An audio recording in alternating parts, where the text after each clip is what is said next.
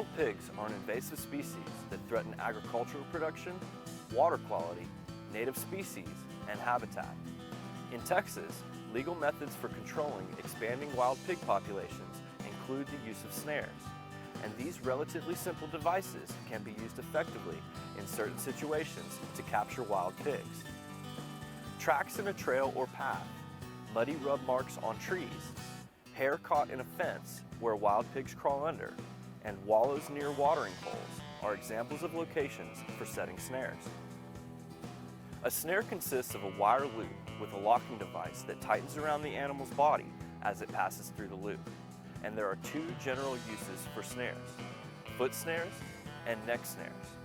Common methods for setting neck snares for wild pigs include trail sets, fence sets, and drag sets.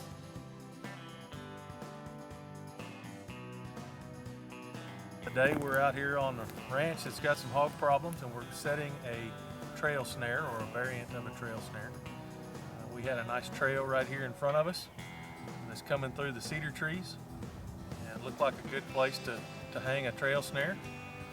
We started out with putting in a support rod so that we could have a place to hang our snare. You've got to have a good foundation to build the snare, and so we drove a rod in, added some support wire, clipped it onto our snare right behind the lock so that the lock could move freely and close on the animal. The next thing we did is we added some blocking material. So we added a piece of cedar, blocked down our trail, had a nice narrow spot right here. We added a nice cedar stay, and then some more blocking right here as well to funnel that animal into this hole as they're walking down the trail and not give them an option to take a different path. We've tied off our extension right over here to one of these trees so that when the animal's caught, he can pull on out and wrap up and tangle underneath the tree, and he doesn't stay right on this trail. Other animals can come up and down this trail as they're needed, and we can continue to rebuild this location and catch as many hogs that want to come down. Obviously, we're using a standard 1/8 inch snare cable with a washer lock that does very good for us, and a very easy piece of equipment to set. I'm going to set it about like that and hope that animal comes in, gets his head in here, and gets caught. The potential to capture non-target species is one of the downsides of snaring, but unintended captures can be minimized by a small amount of prior research and knowledge of animal behaviors. To reduce the chances of capturing a non-target species, a trail camera should be used to monitor proposed snaring sites prior to snaring. If you notice a high amount of non-target species using the area, it is recommended to find another location. It is also recommended that you purchase a hunting license, which is required for snaring fur-bearing animals.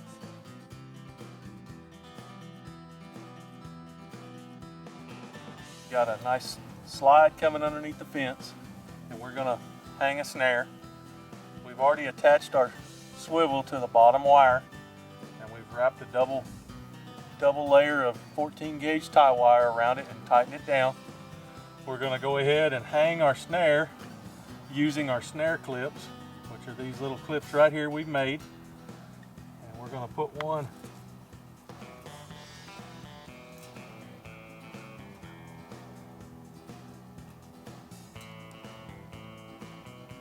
right here by the swivel to support it. We're going to come out here behind the lock and put another one and pinch the ends down tight. And then right out here, about halfway out in front of the lock, we're going to put the other clip.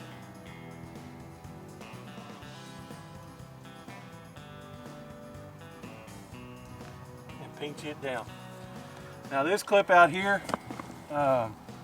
allows the snare to have tension on it. It keeps it up, lets the animal come through and really get that snare down around their neck before it pulls off and comes down with the animal. Once he pulls that snare, he's got a lot of force in it right here, so that helps close the snare and get a good secure catch on the animal, and then he'll be caught right here when you get back. Snares are inexpensive and can be purchased for between $2 and $4 each. They require minimum equipment for installation and need little maintenance.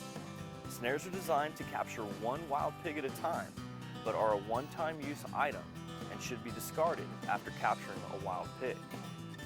Unused snares should be removed from the locations where they are no longer needed.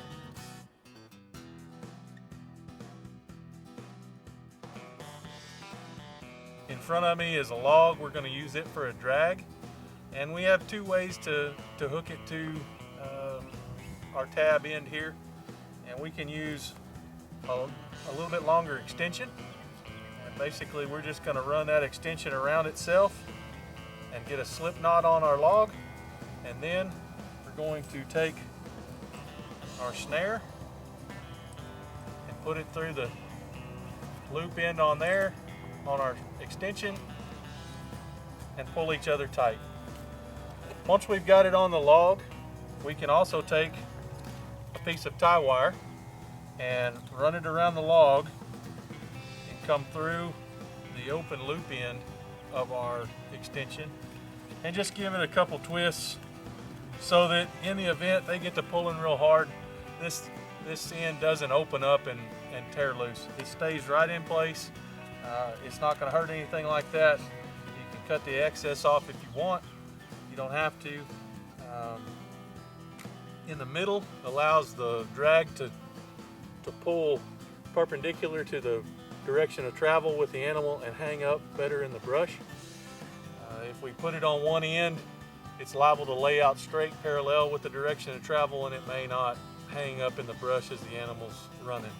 If we're going to use a drag, we need to make sure that we've got at least 6 foot of cable, because we want that drag to be flopping in the brush as the animal's running. We don't want it to track right along their body.